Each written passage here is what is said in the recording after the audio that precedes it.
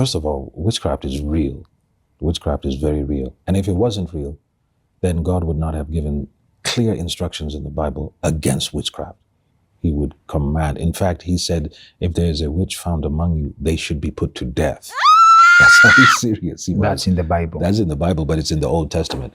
And that Old Testament scripture pertained to a nation called Israel. Okay, that was one of their laws as a nation. All right. That's how they had to deal with witches, because a witch is a type of person who can kill you while you are in your house and your doors are closed and your windows are closed.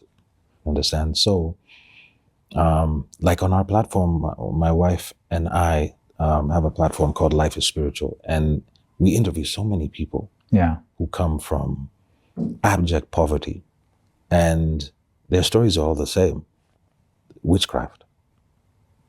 And I am fully persuaded that poverty is always as a result of spiritual warfare. All right. Some of these people who would come to testify, like one woman, she came and said her grandmother would tell her to go to school and take one of the exercise books from the other students and bring it home. So she would steal exercise books from the other students. Why? And then she would give them to her grandmother, and her grandmother would go into the bedroom with them. And within a short time, that student, if they were a high performer, suddenly they are failing every exam, or they fall sick and die, or just strange things, you know?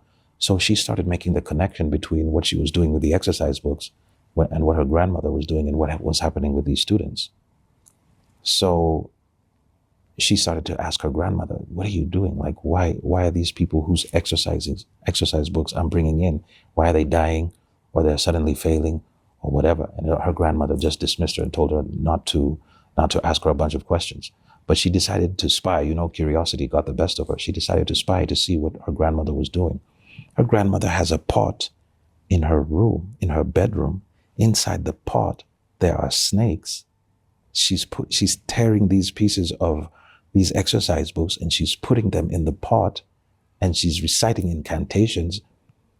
And of course, you know, the young girl is freaked out. Like, what is this? This is crazy. So, witchcraft is real, man. It's real, and it's affecting people, and it is evil. It is pure evil.